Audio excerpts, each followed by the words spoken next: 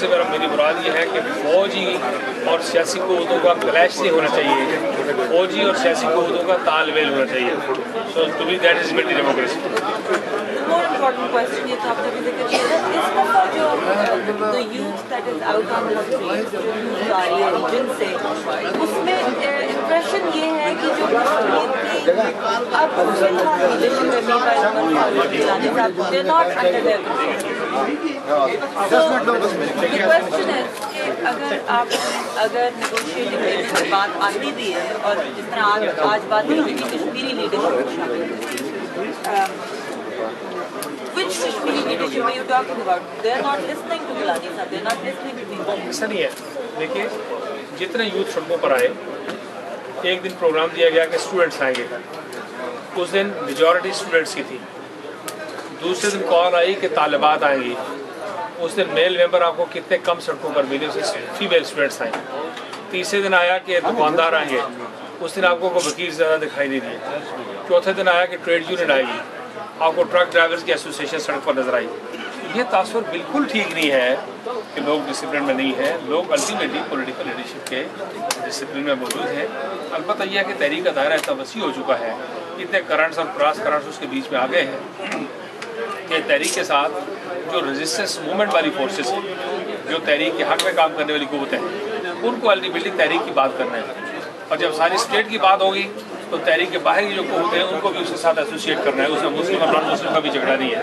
تو اس لیے کسی بھی دنیا کی قوم میں کوئی نمائندگی سے مراد ایسا نہیں ہوتا کہ کوئی 200% نمائندگی آپ کرتے ہیں اور overwhelming majority of the people they follow the leaders. لیکن مطلب آپ کا یہ خیال ہے کہ اگر کشمیری لیڈرشپ کو ٹیبل پہ بلایا جائے تو یہ لوگ بیکاز دیر ور انسیڈنٹس جہاں پہ گیلانی صاحب نے ریکویسٹ کی کہ جی پیلٹنگ اسٹون تھروئنگ بند کریں، you did not listen to them. اس لیے کہ باہر سے ایسی تحریکوں میں پلانٹیشن کی ساری تاریخ بھری پڑی ہے کہ ایسی تحریکوں میں باہر سے پلانٹیشن ہو سکتی ہے، باہر سے لوگ اس میں ڈالے جا سکتے ہیں، کاؤنٹر انسرجنٹس بیچ میں لائے جا سکتے ہیں، اور اسپانسرڈ ایلیمنٹ ہو سکتا ہے، مرسنریز کو بیچ میں لایا جاتا ہے. اتنی بڑی فوج وہاں ڈپلائڈ ہے، ان کے لوگ سول کپڑوں میں آخری کاروائی کرتے ہوئے.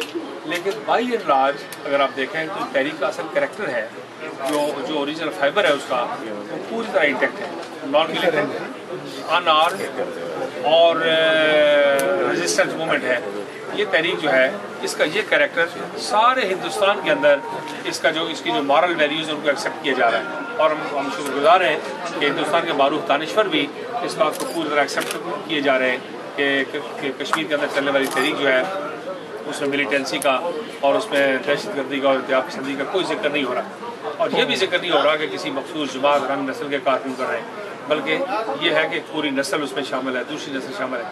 تو ایسے حالات میں یہ سمجھا جانا چاہیے کہ وہ لوگ جس مقصد کے لیے کام کر رہے ہیں، اگر وہ مقصد ان کو کہیں سے باعزت طریقے سے حل ہوتا ہوا دکھائی دے گا تو آپ کو کسی کے ہاتھ میں پتھر نہیں ملیں گے، کسی کے ہاتھ میں مظاہرہ نہیں ملے گا، کسی کی زبان پر رد عمل نہیں ملے گا.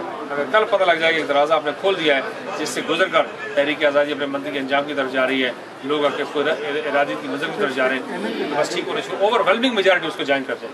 ایک ایلیمنٹ رہے گا آخری وقت. اچھا فائنل کوشچن، آپ نے بات کی کہ آزادی اٹل حقیقت ہے. موسٹ پرسیپشن اور موسٹ اینالسٹ ہے کہ جو بھی کشمیر کا سولوشن ہوگا اٹ بی شارٹ آف آزادی. جو جنرل پرویز مشرف نے جن 4 پرنسپل پوائنٹس پہ اگریمنٹ ہوئی تھی اس میں اٹانومی تھی، آزادی نہیں تھی. اینڈ اسٹریٹجک امپلیکیشنز ہے کہ پاکستان نہ انڈیا دونوں نہیں چاہیں گے. تو آزادی سے کم پہ کس پوائنٹ پہ آپ لوگ لائن ڈرا کریں گے؟ دیکھیے ایک بات یہ یاد رکھنی چاہیے کہ آزادی سے کم پہ واجپئی صاحب نے اپنے دور میں کہا تھا کہ اسکائی از دی لمٹ. وہ آسمان والی لمٹ بھی حد بھی ناکام ہو گئی. سارے حربے جتنے عقل انسانی کام کر سکتی تھی وہ سب ناکام ہو گئے. اور یہ دنیا کی تاریخ میں پہلی بار نہیں ہے. یہ بات خود پاکستان کی آزادی، ہندوستان کی آزادی، great divide of subcontinent, اس کے معاملے میں کی جا رہی تھی. دنیا کے بے شمار اخبارات اس وقت کے آپ اٹھا کے دیکھیں کہ مسلم لیگ اور قائد اعظم کی بات کو دیوانے کا خواب قرار دیا جا رہا تھا کہ کیسے ممکن ہے کہ ہندو لیڈرشپ نہیں چاہتی، انگریز لیڈرشپ نہیں چاہتی، کس طرح پاکستان کی آزادی ممکن ہے. پاکستان کی آزادی ممکن ہے.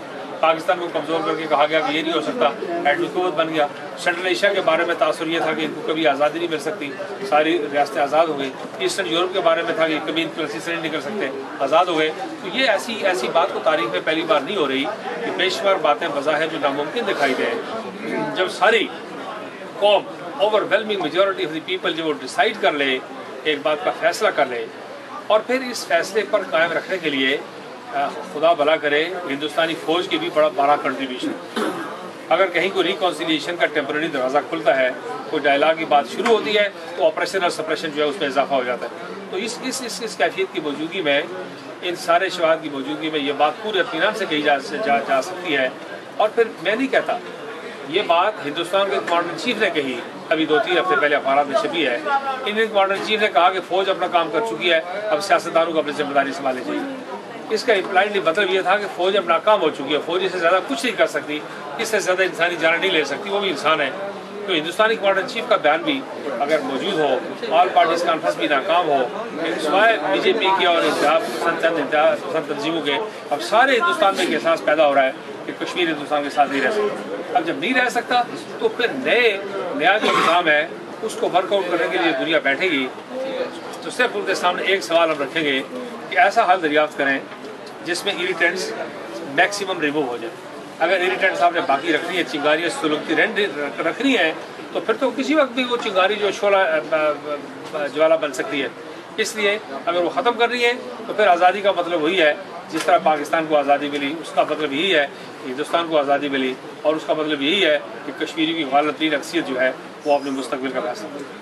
سر، اگر آزادی سے کم پہ آپ بات نہیں کریں گے، جو ریسنٹ ریسرچ ہے، چیٹم ہاؤس نے ایک سروے کیا which was very legitimate, Indian side پہ وہ اب نہ انڈیا کے ساتھ رہنا چاہتے ہیں نہ پاکستان کے ساتھ۔ تو اگر آزادی ہوگی تو کیا پاکستانی اور انڈین دونوں سائڈ یہی بات کہتے ہیں، تیسری اسٹیٹ بنے گی، it will not be with India, it will not be with Pakistan, and the Pakistani side will join. ہم اس پر کوئی جھگڑا ہی نہیں کرتے، ہم کہتے ہیں کہ صرف یہی بات کشمیریوں سے پوچھ لی جائے، صرف یہی بات کشمیریوں سے پوچھ کے جی انڈین سائڈ پہ، جی انڈین سائڈ پہ۔ And it's a U K organisation, it's not an Indian میں یہ آرگنائزیشن۔ گزارش کر رہا ہوں کہ ہم یہی بات کہتے ہیں کہ یہی بات جو انڈین آکوپائڈ ٹیریٹریز ہیں اس کے لوگوں سے پوچھی جائے، اور ہم یہ بھی نہیں کہتے کہ صرف مسلمانوں سے پوچھیں، ہم یہ کہتے ہیں کہ تمام جو ڈینومینیشنز کے لوگ ہیں ان سب سے پوچھا جائے۔ نمبر 1 کہ وہ اکٹھے رہنا چاہتے ہیں یا الگ ہونا چاہتے ہیں، تو آپ کو جواب ملے گا ہم صدیوں سے 700-800 سال سے اکٹھے ہیں، آئندہ بھی اکٹھے رہیں گے۔ دوسرا یہ کہ آپ کا فیوچر کیا ہے۔ اگر سارے لوگ مل کر ایک فیصلہ کرتے ہیں جو قابل عمل ہے تو اس میں کسی کو کیا اعتراض ہوگا؟ اس لیے ہم اس کو پہلے کیوں کریں،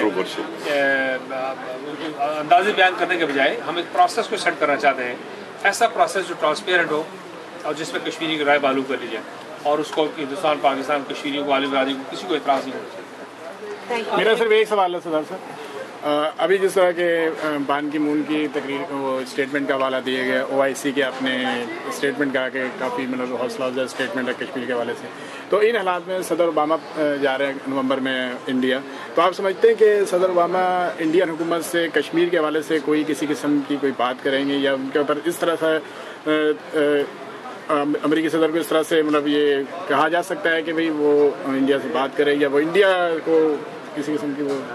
دیکھیے، 2 باتیں بڑی امپورٹنٹ۔ تو اوباما کی ہندوستان میں کسی کے ساتھ ذاتی دوستی اور کاروبار کا اشتراک نہیں ہے۔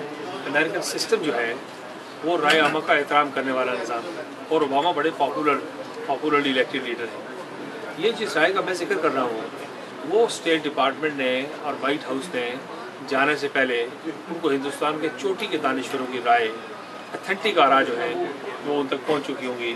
تو کیا کہتے ہیں، OIC کے سیکرٹری جنرل کی رائے پہنچ چکی ہوگی، کشمیر کے ہیومن رائٹس کی کنڈیشن پہنچ چکی ہوگی، پبلکلی وہ کوئی اسٹیٹمنٹ دیں نہ دیں، انڈیا کو کنڈیم کریں نہ کریں، اور ہم چاہتے بھی نہیں ہیں انڈیا کی کنڈیمیشن، ہم تو فیسیلیٹیشن چاہتے ہیں، ہم تو اسی لیے فیکٹ فائنڈنگ کی بات بھی نہیں کرتے، ہم تو کہتے ہیں گڈ ول مشن بھیجے جانا چاہیے، انڈیا جا کے وہ دیکھ کے تو آئے کہ کیا ہو رہا ہے۔ ایسے حالات میں میرا یقین ہے کہ اتنے بڑے اسپیکٹ کو نظر انداز کر کے امریکی لیڈر کبھی نہیں چاہے گا کہ وہ واپس آئے اور اس اسپیکٹ کو چھوڑ دے انڈین کے رحم و کرم پر، یہ نہیں ہو سکتا۔